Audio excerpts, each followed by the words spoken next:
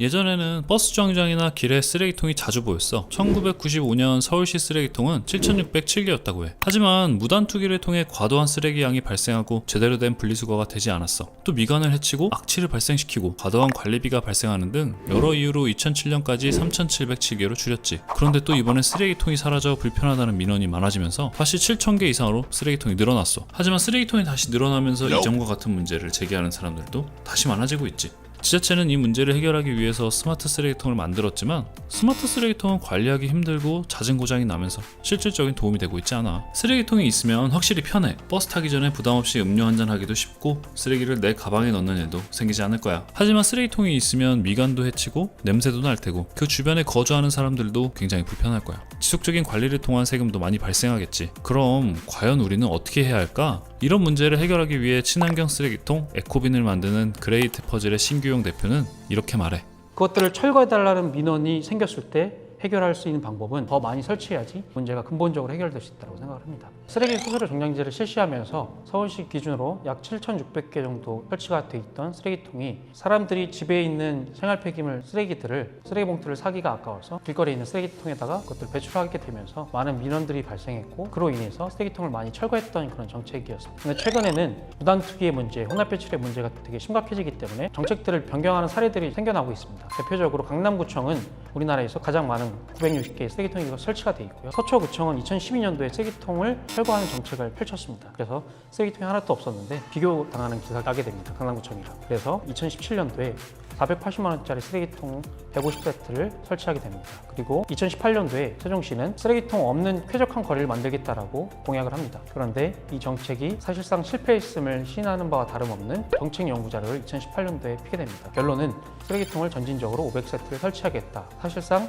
쓰레기통 없는 정책이 실패했다라는 것을 반증하는 그런 정책 연구 자료라고 생각합니다. 세계의 지자체들이 좋은 선례를 보여줬음에도 불구하고 우리나라의 229개 지자체 중에 쓰레기통을 200개 이상 설치한 지자체가 23개 정도로 응답을 했습니다. 저희가 작년에 정보공개 청구를 229개 다 돌렸었고 30개 정도의 지자체는 응답을 하지 않았었고 200개 가까운 지자체들이 대부분 쓰레기통이 거의 없다라고 생각하시면 될 것 같습니다. 제가 직접 조사한 바에 따르면 경기도 시흥시 한 번화가 400m 구간에는 약 1,500개 정도의 생활 폐기물 무단 투기되고 있었습니다. 그중에 담배꽁초가 약 1,000개 정도, 한 사람당 10가치 정도를 하루에 버렸다라고 가정했을 때 총 500명 정도가 그 구간에서 무단 투기를 하고 있다라고 생각하시면 될 것 같습니다. 수많은 곳에서 무단 투기되는 생활 폐기물들 그리고 재활용 가능한 자원들이 버려지고 있습니다. 이렇게 버려지면 대부분 혼합 배출되기 때문에 매립되거나 소각되고 있는 현실입니다. 한정된 구간에 1,000개를 설치해야 되는데 50개 정도만 설치한다라고 했을 때 1,000개 정도가 있어야 되는데 50개밖에 없으니까 넘칩니다. 넘치기 때문에 그 주변에 있는 상인들이나 사람들이 민원을 넣게 됩니다. 쓰레기통 없으면 생활 폐기물들, 재활용 자원들이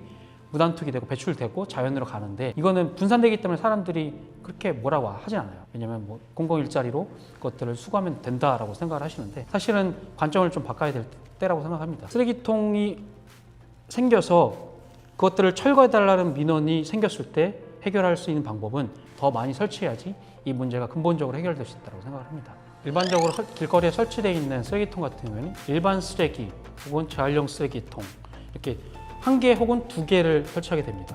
이렇게 되면은 재활용 가능한 자원들이 혼합 배출되기 때문에 실질적으로 이것들을 재활용하기가 쉽지 않습니다. 거기에서 선별하는 데 들어가는 시간과 비용, 곧 인건비 이런 구조적인 문제들이 있기 때문에 매립하거나 소각할 수밖에 없는 상황이었습니다. 길거리에서 발생되는 재활용 자원들을 회수하지 못함으로 폐기함으로써 낭비되는 사회적 처리 비용이 연간 보수적으로 잡아도 3,500억 원 정도가 낭비되고 있습니다.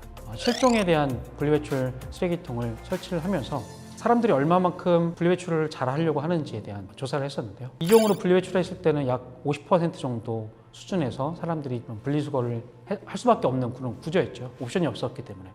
근데 저희가 7종 분리배출을 함으로써 90% 이상이 많은 시민들이 분리배출을 잘 하려고 한다. 다만 사람들이 분리배출할 수 있는 옵션이 없었던 게 진짜 큰 문제고 두 번째로는 분리배출에 대한 교육과 캠페인이 부족했던 것이 진짜 문제다라고 저는 생각을 하고요. 세 번째 문제가 조금 더 많은 시민들이 이런 것들을 더 적극적으로 지자체들 설득하고 무단 투기에 대한 문제에 대해서 관심을 갖고 민원을 넣어줘야지 쓰레기통을 설치할 수밖에 없는 그런 구조로 변경될 수 있을 것 같습니다. 생활 폐기물 뭐 쓰레기 대란, 여러 가지 많은 이슈들이 있었습니다. 이 문제를 해결하는 근본적인 방법은 부족했던 그런 시스템과 인프라를 더 확충하고 늘리고 재활용동센터가 조금 더 업그레이드 돼서 운영돼야 되는 그런 에코스팟과 같은 그런 개념들이 많아지고 그 공간에 온 사람들에게 더 많은 보상 혜택들을 해줘야지 이 문제가 진짜 근본적으로 해결될 수 있다고 생각해요.